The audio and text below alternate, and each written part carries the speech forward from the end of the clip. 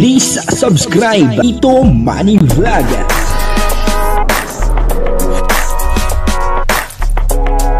Payagan po si Tito Manny Vlog na mag-reactor para pambiling gamot sa kanya pong karamdaman. Wala man siyang records ng ng awayan. Dito po sa video ito ay naglabas po si Kalingap Jomar ng kanyang nararamdaman tungkol po dito sa isang reactor na bumalahura dito kay Carla. Yun na nga, medyo inis at galit itong si Kalingap Jomar. At yung mga sponsor po, sabi po ay tutulong daw po sila sa pambayad sa attorney para makasuhan lang itong reactor. Panoorin po natin yung video at syempre bibigyan po natin ng konting reaction. Pero bago po yan, ako muna po bumabati sa inyo lahat ng magandang umaga, magandang tanghali at magandang gabi sa inyo lahat mga kapatid. Saan man kayo ng panig ng mundo naroon ngayon ay mag-iingat kayo palagi at pagpalain kayo ng ating Panginoon. Maraming salamat din po sa patuloy na tumatangkilik sa aking YouTube channel at nanonood sa aking video reaction. Patuloy lang po natin suportahan sila Kuya Bal Santos Matubang, Kalingap Rob, at Edna Vlog, Jack Tapia at Kalingap Jomar. At yung kasamahan ko pong reactor at ganoon din po yung charity vlogger na Kalingap Partner. Ito po yung video na kung saan ay ini-interview ni Lorny TV. Ito po si Kalingap Jomar or Papa Joms. Panoorin po natin ang video at ang kabuuan po ng video ito ay mapapanood po natin sa YouTube channel ni Lorny TV, asawa ni Red Noveno at Team Brooks. Ito po yung video. Ewan ko ba kung for content lang yun, hindi siya magandang content. Kasi paninirang po rin kasi yun po eh. So, kung nag-joke man po siya, hindi siya magandang joke. Kung hindi po niya bawiin or i-clarify yung ganun, pwede po kasi siyang itaas kasuhan. So, favor ka kay Kuya Bal na gusto mong kasuhan ni Kuya Bal? Oo naman po. Favor ka doon? Kasi, si Carla po kasi ang apektado. I mean, nag-aaral.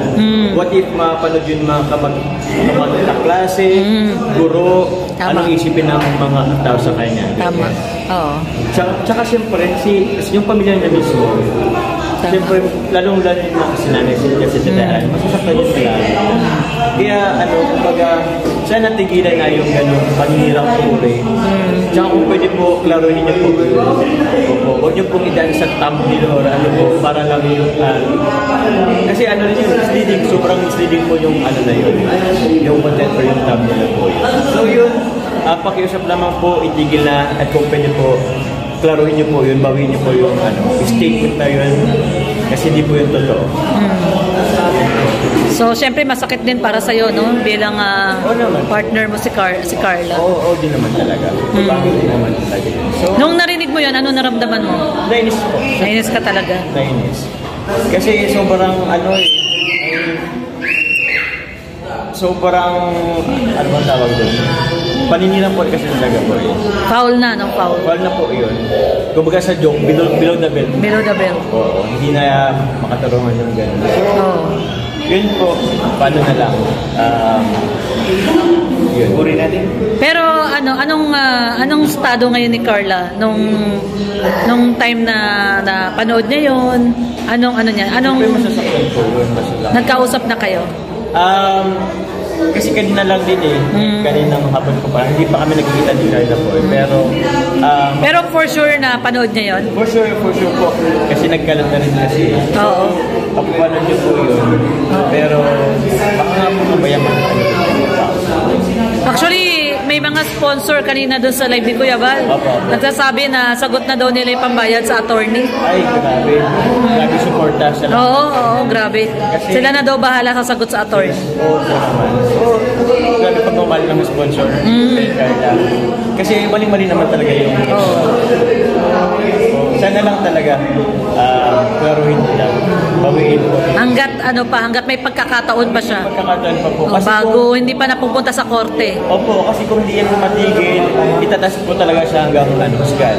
Talaga? Sa korte. Oo. Talaga. Kevin si David, ang alam ko, pwede rin siya mag-demand.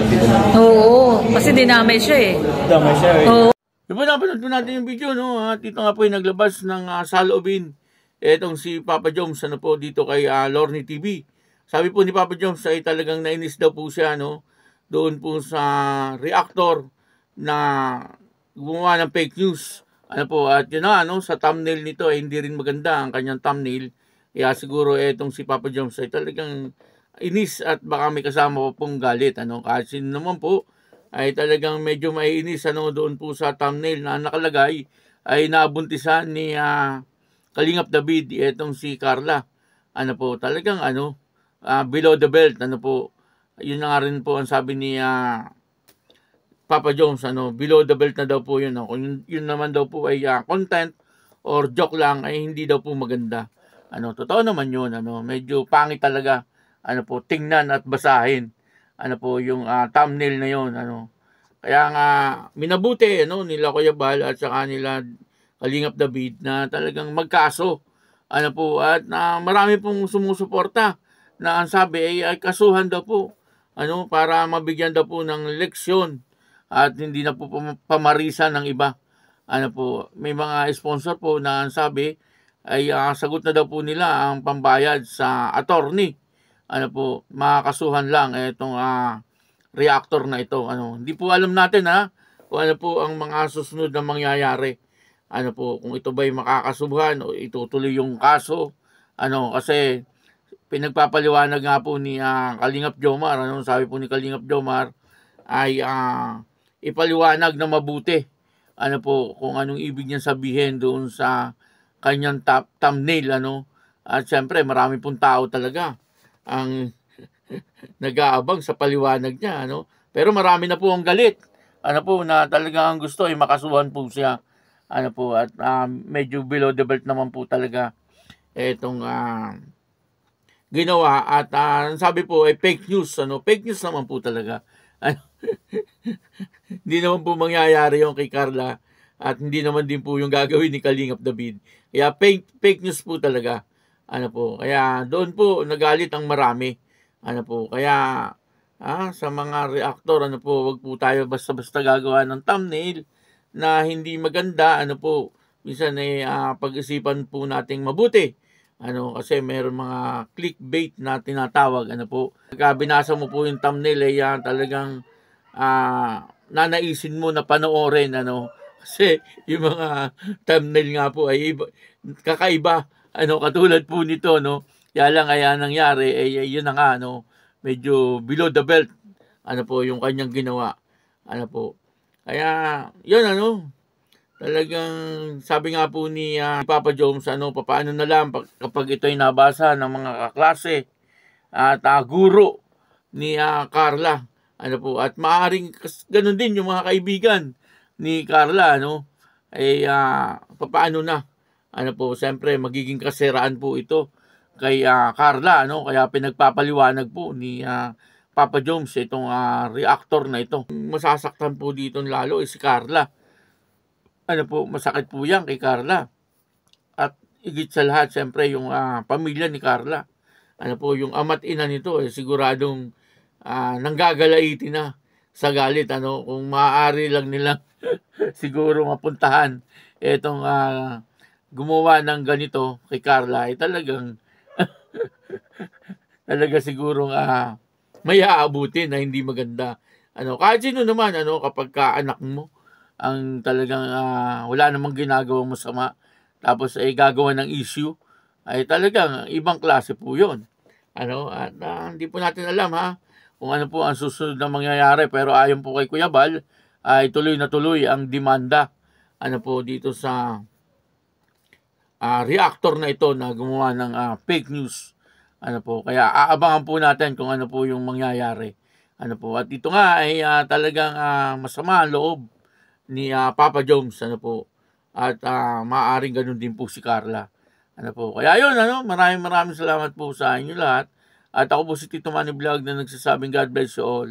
Diyos mabalos.